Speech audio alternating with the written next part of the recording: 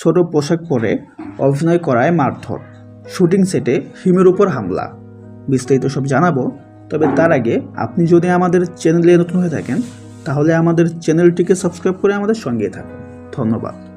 নাটকের শুটিং চলছিল ঢাকার একটি ব্যস্ত লোকেশনে। অভিনেত্রী হিমি একটি সাহসী চরিত্রে অভিনয় করছিলেন, যেখানে তাকে একটি আধুনিক পোশাক পরতে হয়েছিল। শুটিং চলাকালীন হঠাৎই স্থানীয় কিছু মানুষ সেটের আশেপাশে ভিড় জমায়। তাদের দাবি ছিল হিমের পোশাক তাদের সংস্কৃতির বিরুদ্ধে। প্রথমে বিষয়টি শুধুমাত্র মন্তব্য পর্যায়ে ছিল, কিন্তু কিছুক্ষণ পর উত্তেজিত জনতা শুটিং সেটে ঢুকে পড়ে। তারা চিৎকার করে বলতে থাকে, এটা আমাদের সংস্কৃতি নয়, এসব নাটক আমাদের সমাজ ধ্বংস করছে।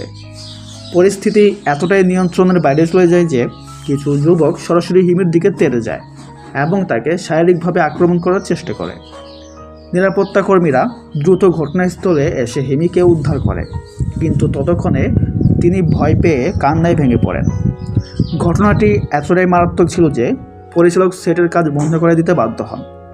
বিষয়টি নিয়ে হিমি বলেন, আমি তো শুধু একজন অভিনেত্রী, চরিত্র অনুযায়ী কাজ করাই আমার পেশা, তাহলে আমাকে কেন এভাবে হেনস্থা করা হলো? এখন প্রশ্ন হচ্ছে, একজন শিল্পী কি স্বাধীনভাবে কাজ করতে পারবে না, নাকি সংস্কৃতির নামে আমরা চরমপন্থার দিকে এগিয়ে যাচ্ছি? তো ভিউয়ার্স, এই বিষয়ে আপনার কি মতামত কমেন্টে জানাতে ভুলবেন না। দেখা হচ্ছে পরে কোনো ভিডিওতে। সবাই ভালো থাকবেন। ধন্যবাদ।